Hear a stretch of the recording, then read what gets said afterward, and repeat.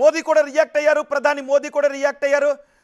వెంటనే తక్షణం తీసుకోవాల్సిన చర్యల గురించి ఆదేశాలు జారీ చేశారు. ఒకవైపు విమాన ప్రమాదానికి కారణాలు ఏంటి అన్న దానిపై ఎంక్వైరీ చేస్తూ అంతకంటే వేగంగా తీసుకోవాల్సిన సహాయక చర్యలపైనే దృష్టి కేంద్రీకరించారు. విమానయాన శాఖ మంత్రి రామ్మోహన్ నాయుడు కూడా ప్రస్తుతం అహ్మదాబాద్కు బయలుదేరి వెళ్లారు. ప్రధాని మోదీ కూడా ఆదేశాలు జారీ చేశారు. రామ్మోహన్ నాయుడుతో కూడా మాట్లాడారు. ఇంతకుముందు రామ్మోహన్ నాయుడు ట్వీట్ కూడా చేసి, ఇదిగో చూడండి ఒకసారి ఆ విమానం జరిగిన ప్రదేశంలో మీకు ఇంకొక ఫ్రెష్ విజువల్స్ మీకు చూపిస్తున్నాం. బిగ్ టీవీ మీకు చూపిస్తుంది ఫ్రెష్ విజువల్స్. ఈ క్షణం ఆ విమానం జరిగిన ప్రదేశంలో చూసారు, కొన్ని మీటర్ల మేర ఎక్కడ చూసినా కూడా పొగలే కనిపిస్తున్నాయి. అంటే ఇదిగో మంటలు చూడండి ఒకసారి, బిగ్ టీవీ స్క్రీన్ పైన మీరు మంటలు కూడా చూడొచ్చు.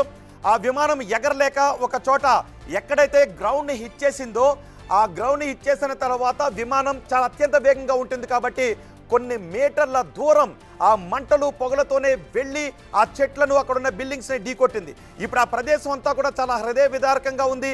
ఎక్కడ చూసినా అసలు సహాయక చర్యలు ఎక్కడి నుంచి ప్రారంభించాలో తెలియని ఆందోళనకర పరిస్థితులు అక్కడ కనిపిస్తున్నాయి. ఆ విమానం హిట్ చేసిన తర్వాత గ్రౌండ్ హిట్ చేసిన దగ్గర నుంచి ఆ విమానం చివరిగా హిట్ చేసిన ప్రదేశం వరకు కొన్ని మీటర్ల దూరం ఉంటుంది. ఆ మీటర్ల దూరం అంతా కూడా ఈ పొగలతో, ఆ విమాన శిథిరాలతో, కాలిపోతున్న విమాన శిథిరాలతో చాలా హృదయ విదారకంగా కనిపిస్తుంది. చూడండి, ఇదిగో ఇంకా అక్కడ మంటలు వ్యాపిస్తున్నటువంటి దృశ్యాలు కనబడుతున్నాయి.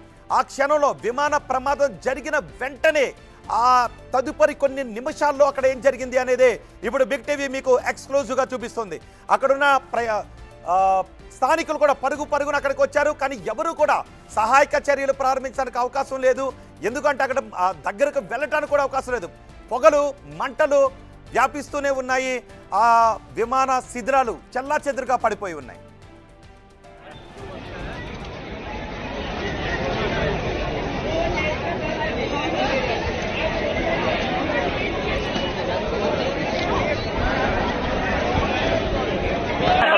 पब्लिक जा रही है।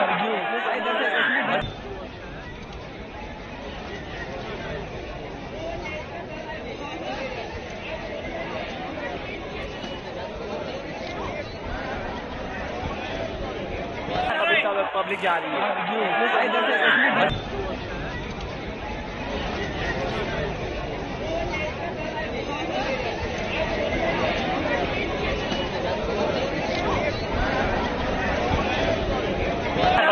पब्लिक जा रही है। విమాన ప్రమాదం జరిగిన సమయంలో ఇప్పుడు మీరు బిగ్ టీవీ స్క్రీన్ పైన 2 బాక్సుల్లో చూస్తున్నారు. విమాన ప్రమాదానికి సరిగ్గా 30 సెకండ్ల ముందు ఏం జరిగిందో రెండో బాక్స్లో చూస్తున్నారు. విమాన ప్రమాదం జరిగిన 5 నిమిషాల లోపే ఆ ప్రమాదం జరిగిన ప్రదేశంలో ఎటువంటి దృశ్యాలు ఉన్నాయో మీరు చూస్తున్నారు. ఆ విమానం టేకాఫ్ అయిన 5 నిమిషాలకే ఈ ప్రమాదం చోటు చేసుకుంది. ఎయిర్ ఇండియా విమానం ప్రమాదానికి ముందు ఏటీసీకి మేడే కాల్ చేశారు. పైలట్లు మేడే కాల్ ఇచ్చారు. సాంకేతిక సమస్యలతో విమానం కూలిపోయినట్టుగా అనుమానాలను వ్యక్తం చేస్తోంది విమానయాన శాఖ. మేడే కాల్ అంటే ఇంతకుముందు మనకి జగన్మోహన్ రాజు చెప్పారు, వింగ్ కమాండర్ జగన్మోహన్ రాజు చెప్పారు, విమానాలు ఎగరటానికి అవకాశం లేదు, టేకాఫ్ అయిన విమానం ఇక ఎగరటానికి అవకాశం లేదు, ఎక్కడో ఒక చోట విమానాన్ని ల్యాండ్ చేయాల్సిన పరిస్థితుల్లో మేడే కాల్ చేస్తారు అత్యవసరంగా. సో జనావాసాలు ఉండటంతో అక్కడ సేఫ్ ల్యాండింగ్ కుదరదు అని అనుకున్నారు. కానీ విమానం ఎగరలేదు. పైలట్ ఎంత ప్రయత్నం చేసినప్పటికీ విమానం ఎగరలేదు. సో ఒకసారి మనకి జగన్మోహన్ రాజుతో పాటు మాధవపెద్ది కాళిదాస్ కూడా మనకి అందుబాటులో ఉన్నారు, మాజీ ఏరోనాటికల్ ఇంజనీర్. మాధవపెద్ది కాళిదాస్ గారితో కూడా మాట్లాడదాం. కాళిదాస్ గారు, విమాన ప్రమాదం దృశ్యాలు చూస్తుంటే మీకు ఏమనిపిస్తోంది? ఎలా జరుగుండొచ్చు అని అనుకుంటూ ఉన్నారు? మీ దగ్గర ఉన్న సమాచారం ఏంటి ఈ ప్రమాదం గురించి? చాలా బాధాకరమైన దుర్ఘటన అండి. అది అందుతున్న ప్రాథమిక సమాచారము ఎన్నో టీవీ ఛానల్స్ చూస్తున్న దాన్ని బట్టి అర్థమవుతోంది ఏమిటంటే, విమానంలో చాలా తీవ్రమైనటువంటి సాంకేతిక లోపం ఏర్పడి పైలట్ కూడా ఏటీసీకి ఇంకా ఎగరలేము అంటే టోటల్ పవర్ ఫెయిల్యూర్ అయిపోయి ఉండొచ్చండి ఇంజన్ లో. అంటే total electrical failure plus engine లో పవర్ లాస్ అయిపోవటం వల్ల పైలట్ విమానాన్ని ఇక ముందుకి క్రూజ్ చేయటానికి అవసరమైనటువంటి శక్తి కోల్పోయి గాలిలో ఒక బొమ్మలాగా ఉండిపోయింది. సో పైలట్ కుట్ర కోణం లాంటివి ఏమైనా కూడా ఉండే అవకాశం ఉంటుందా? ఇటీవల కాలంలో మనం చూసాం, మొన్న పాకిస్తాన్ కి మనకి యుద్ధ వాతావరణం కూడా చోటు చేసుకుంది, ఉగ్రవాదుల కదలికలు కూడా ఇక్కడ కనిపిస్తున్నాయి. కుట్ర కోణం లాంటివి కూడా ఏమైనా ఉండే అవకాశం ఉంటుందా?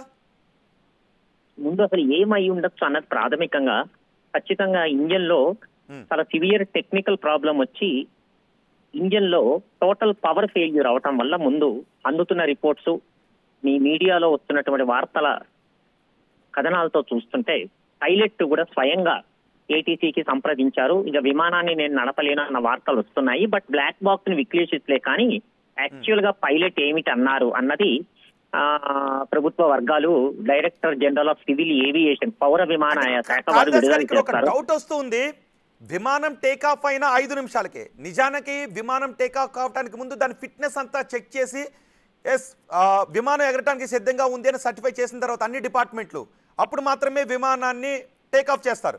ఒక్కొక్కసారి చిన్న డౌట్ వచ్చినా విమానాన్ని ఆపేస్తుంటారు. మనం కూడా చూస్తాం డొమెస్టిక్ విమానాలు కూడా ఏదో సాంకేతిక లోపంతో ఆగిపోయింది అని.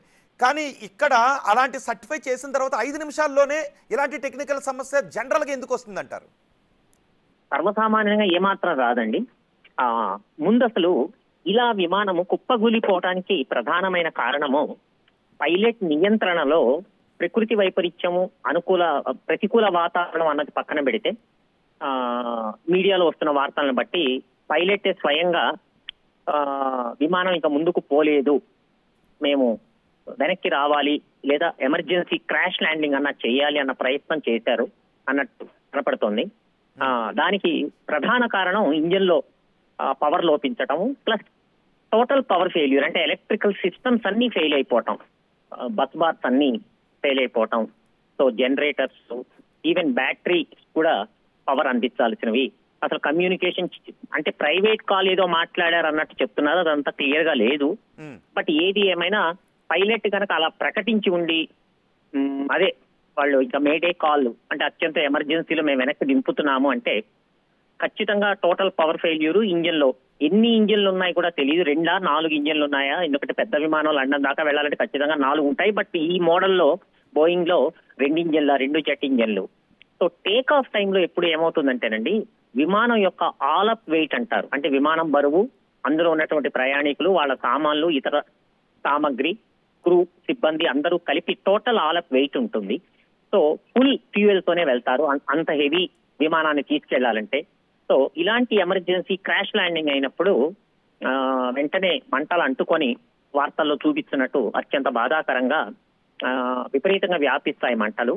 సో ఇప్పుడు మీరు అన్నట్టు ఈ పవర్ ఫెయిల్యూర్ కి కారణం ఏమిటి అన్నది, అది కుట్రకోణమా, అది టెక్నికల్ గా సిస్టమ్స్ ఫెయిల్ అయిపోయాయా అన్నది విచారణలో తెలుస్తుంది. ఎలాగూ డైరెక్టర్ జనరల్ సివిల్ ఏవియేషన్ వాళ్ళు కోర్ట్ ఆఫ్ ఎంక్వైరీ ఆర్డర్ చేస్తారు. ముఖ్యంగా బ్లాక్ బాక్స్ ని విశ్లేషిస్తారు. పైలట్ కి, ఏటీసీకి, ఎయిర్ ట్రాఫిక్ కంట్రోల్ కి అత్యంత దగ్గరగానే అంటున్నారు కాబట్టి కాల్స్ కూడా స్పష్టంగా ఉంటాయి. బ్లాక్ బాక్స్ సురక్షితంగా గనక దొరికితే అందులో వాయిస్ రికార్డర్ ఉంటుంది, డేటా రికార్డర్ ఉంటుంది. ఆ రెండింటిని కలిపి విశ్లేషిస్తే ఏం జరిగింది అన్నది విస్పష్టంగా అర్థమవుతుంది. సో అయితే క్రాష్ అయింది కాబట్టి ఆ శకలాలు, అందులో ఉన్న ఇన్స్ట్రుమెంట్స్ ని విశ్లేషించాలి. అవి గనక కాలిపోయి పనికిరాని స్థితిలో ఉంటే కొంచెం కష్టం అవుతుంది డేటా విశ్లేషించడం. బట్ ఏదైనా అది వెంటనే ఎయిర్పోర్ట్ కి దగ్గరగే అయింది అన్నది కాబట్టి అన్ని ఇన్స్ట్రుమెంట్స్. ఇలాంటి ప్రమాదాలన్నీ ఎక్కువగా బోయింగ్ లోనే జరుగుతూ ఉంటాయి అంటే చూడాలండి, ఇప్పుడు అందులో ఉన్నటువంటి వ్యవస్థ పాతదా లేకపోతే సరికొత్తదా, దాని ట్రాక్ రికార్డ్ కూడా ఉంటుందండి. ఒక్కొక్క మోడల్ ఉంటుంది, ఒక్కొక్క ఇంజన్ టైప్ ఒక్కొక్క మోడల్లో ఉంటుంది. దాని హిస్టరీ ఏమిటి అన్నది ఎప్పుడు చూస్తూ ఉండాలి. సో రెగ్యులర్ మెయింటెనెన్స్ అవుతూనే ఉంటాయి ఎప్పటికప్పుడు. ఇన్ని గంటలు విమానాలు ఎగిరిన తర్వాత ఇంత సర్వీసింగ్ చేయాల్సి వస్తుంది అని ఆ బోయింగ్ విమానయాన సంస్థ కానీ ఇంకొక తయారీదారు కానీ చాలా నిర్దిష్టంగా వాళ్ళు టెక్నికల్ షెడ్యూల్స్ ఇస్తారు. దాని పడ్డట్టు ఖచ్చితంగా 100% సర్వీసింగ్స్ అవుతాయి. లేదా ఒక్కొక్కప్పుడు విమానం ఒక చోట హాల్ట్ అయ్యి మళ్ళీ ఇంకొక చోట అంటే 2-3 ట్రిప్స్ అవి ఉన్నప్పుడు. కాళిదాస్ గారు ఒక్క విషయం, జనరల్ గా ఒకవేళ ఒక గంట, 2 గంటలు, 3 గంటలు, 4 గంటలు ప్రయాణం చేసిన తర్వాత ఏదైనా టెక్నికల్ ఎర్రర్ వచ్చింది ఇంకోటి అంటే అనుకోవచ్చు. అంటే విమానాన్ని సర్టిఫై చేసిన తర్వాత కేవలం 5 నిమిషాల్లోనే సహజంగా గతంలో టెక్నికల్ ఎర్రర్స్ వచ్చి ఇలా కూలిన సందర్భాలు ఏమైనా ఉన్నాయా? ఉంటాయండి, ఉంటాయి. ఇప్పుడు విమానం అనగానే చాలా వ్యవస్థలు ఉంటాయి, చాలా కాంపోనెంట్స్ ఉంటాయి, 100 కొద్ది కాంపోనెంట్స్ ఉంటాయి. ముఖ్యంగా ఇంజిన్ వ్యవస్థలో, హైడ్రాలిక్ వ్యవస్థలో, ఎలక్ట్రికల్ వ్యవస్థలో చాలా కాంపోనెంట్స్ ఉంటాయి, ఇన్స్ట్రుమెంట్స్ ఉంటాయి. ఇన్స్ట్రుమెంట్స్ అన్ని పరిస్థితిని చూపిస్తూ ఉంటాయి ఎప్పటికప్పుడు. అంత ప్రాపర్ గా చెక్ చేసిన తర్వాత సర్వసామాన్యంగా నేను నాకున్న ఈ ఎక్స్పీరియన్స్ మీద ఇంత భయంకరంగా వెంటనే కూలిపోవటం అనేది అరుదు, చాలా అరుదు. రైట్. కాళిదాస్ గారు మీరు ఒక్క నిమిషం అందుబాటులోనే ఉండండి.